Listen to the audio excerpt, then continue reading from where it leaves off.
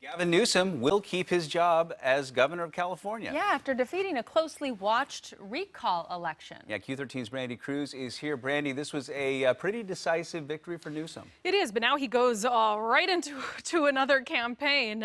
He survived the recall, but he's running for re-election, is the presumption, and that election is in 2022. So it's sort of just a continuation of what he's been doing right now.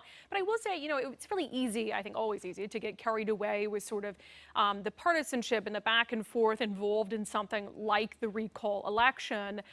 But, you know, Larry Elder, who was the leading GOP candidate, who obviously lost, but in his concession speech last night, he was sort of reminding voters about why this recall started and his campaign started in the first place. The reason we started this campaign is because this man, Governor Gavin Newsom, was sitting up there at the French Laundry restaurant with lobbyists who contributed to his campaign, with the people who drafted the mandates that they were violating by not wearing masks, by not engaging in social distancing, while telling you to do it. And people will remember those pictures. I think we got them right here. Gavin Newsom at some fancy schmancy restaurant with the big people unmasked, while others in California couldn't do that. And the reason I'm bringing this up is as he moves into his official re-election campaign, it would be wise for him not to lose sight of some of the very legitimate complaints that his constituents had about behavior like that. And some of the, you know, and we have very similar in Washington State, you know, businesses who've been just incredibly hurt by the pandemic.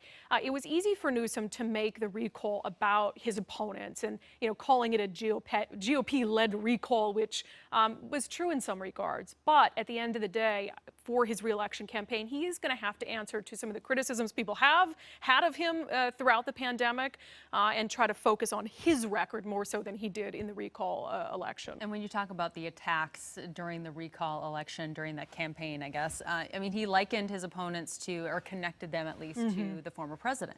Yeah, and that is something that Democrats have found to be very effective, and it's not something that they're going to stop doing. In the 2022 midterms, you're going to see Democrats not only in our state, but across the country and certainly in California.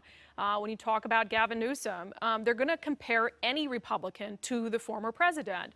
Gavin Newsom did it, and sometimes rightfully so. I mean, someone like Larry Elder, who talked a lot about election fraud, even when there weren't examples of widespread election fraud.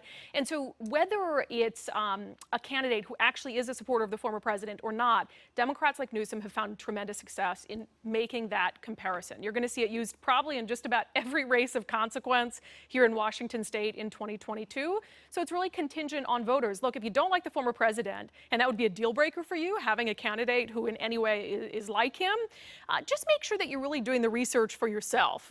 Because, for instance, in the 8th Congressional District, someone like Jesse Jensen, he isn't pro-Donald Trump, but the state Democratic Party has tried to paint him as such because they know the impact that that can have on voters. Larry Elder did something very un-Trump-like, though. He conceded publicly, and he, you know, accepted the results. Yeah, yeah. All right, Brandi, thanks. Yep.